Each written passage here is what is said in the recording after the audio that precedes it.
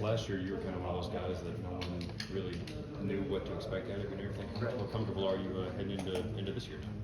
Yeah, I mean, there's definitely a bigger level of comfort. I mean, having some games under your belt, being able to play in some big games, that always helps. So, yeah, like I said, just experience and being out there and kind of getting a feel for everything, it definitely helps going into this year.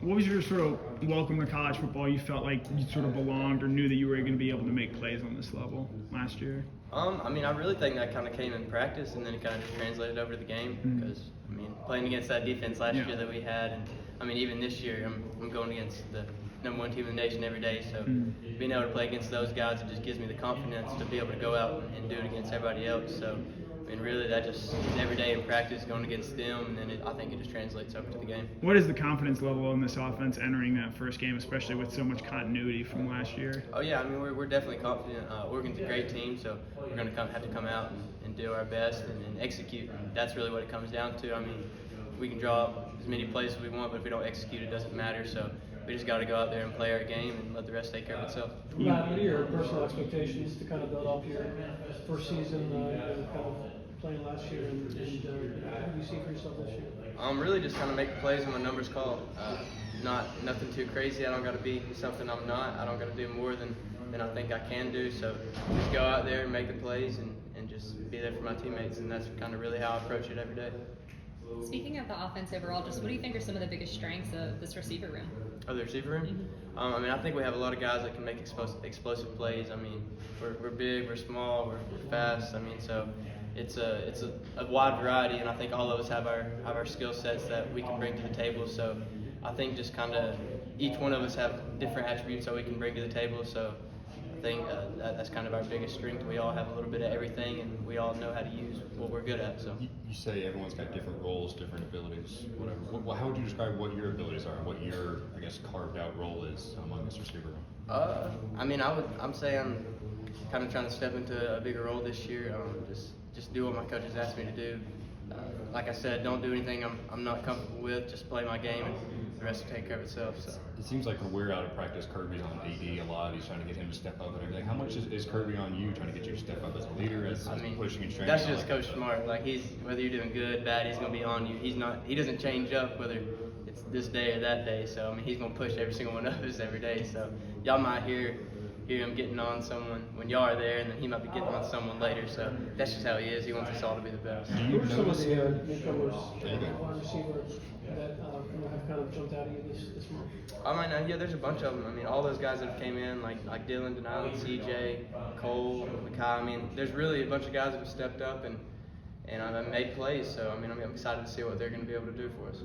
What have you seen out of Dominik Blalock this fall, especially with it really being the first time, I think, in his career that he's been healthy for fall camp? Yeah, definitely. I mean, he's getting his confidence back, kind of seeing the old Dom come, getting that little smooth, just go make plays. So that's how Dom is. And, I mean, that's what all y'all saw his freshman year. So that's another guy I'm so excited to see him get back on the field and see what he can do.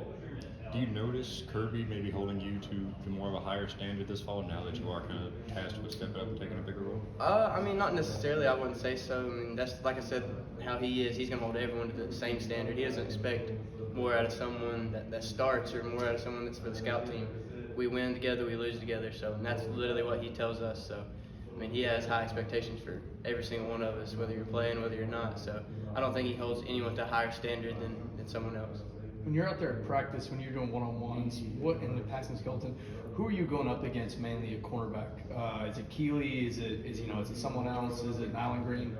I mean, yeah, it's all of them. All those guys are rotating in there, from Keeley to Dalen to Kamari to Nyland to Slim to literally every single one of them. And that's how we get better.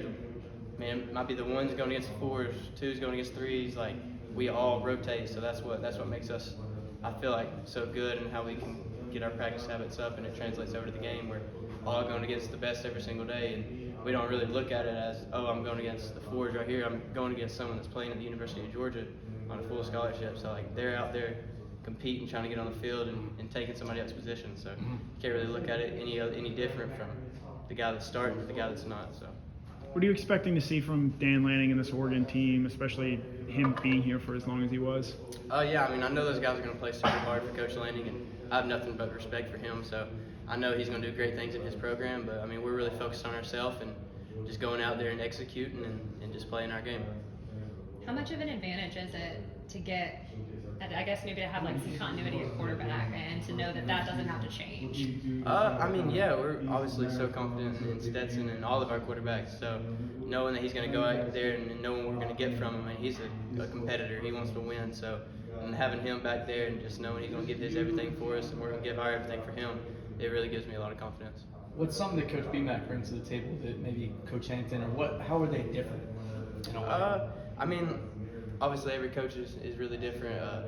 BMAC is a very demanding coach. I mean, he expects excellence, and I mean, so did Coach Haynes. So and I have nothing but respect for him. So BMAX came in, he's done a tremendous job, helped me so much, helped a lot of the other guys.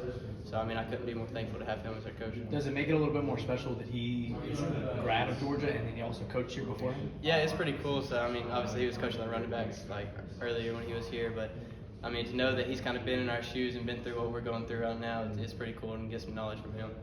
They had you running a bit last year. Can you talk about the toughness versus when going against the guys in the box, you being a smaller receiver?